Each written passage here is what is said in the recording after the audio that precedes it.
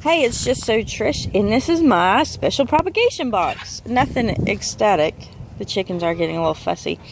So I showed you this before. This is the red hibiscus or cranberry hibiscus. No, it's a cranberry hibiscus, and you can eat the leaves.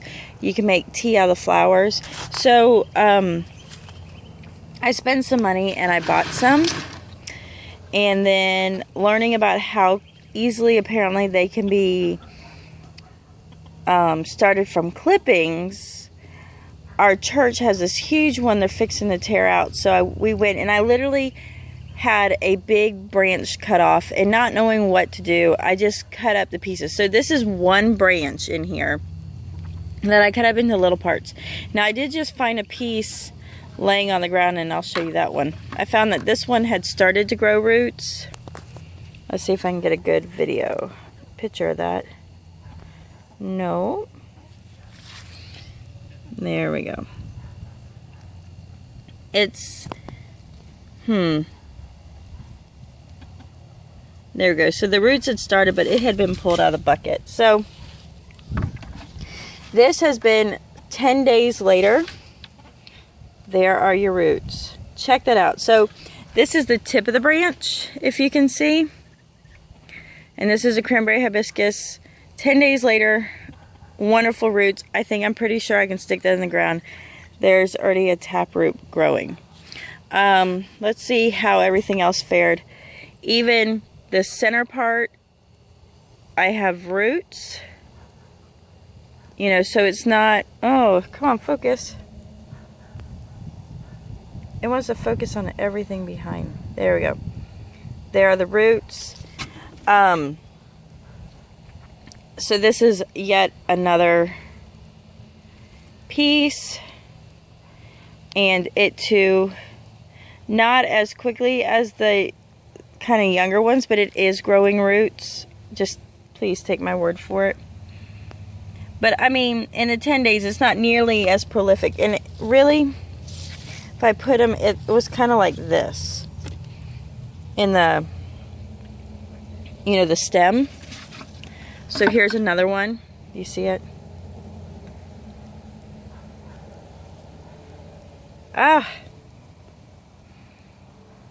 See that? You can see. So this was another tip. So it looks like you can almost root anywhere. And I mean, look, I even have like new growth after pulling everything off. Pretty interesting. So let me place these according to where. So these are kind of back ends. Oh, wow. Pretty happy, I'm going to tell you. So I have, you can see, it's nothing more than a bucket of water. And then, so some of these fell down. But even like, so here's like my stump. The end part of the branch, because there's another piece here. I think it might have been this piece.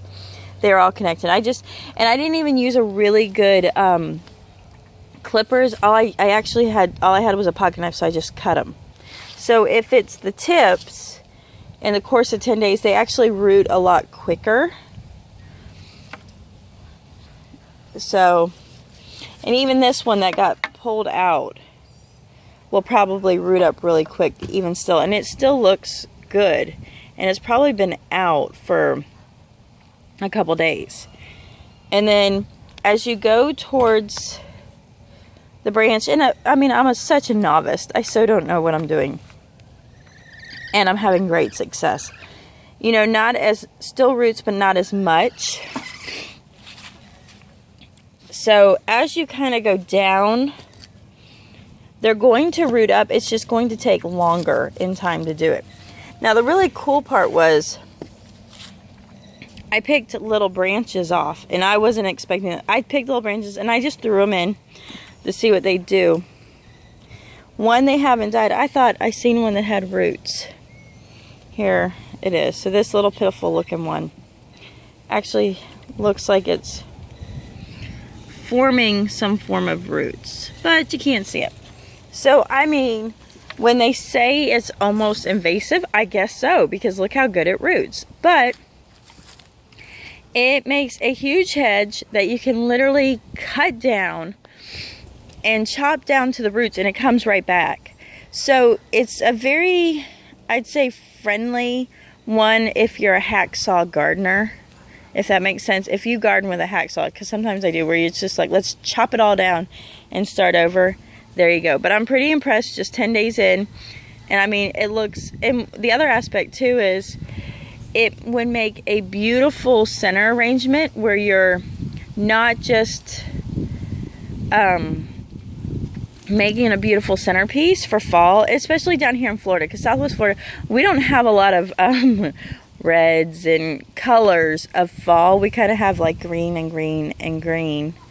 And so it's kind of a nice mix. It would make a great one that you can match up with some mums. So you can use it as a centerpiece in your, I don't know, table. And at the same time, you can be actually propagating clippings. So that's not a bad little thing. I like it. So I'm pretty impressed. I'm going to start putting these in the ground and growing them everywhere.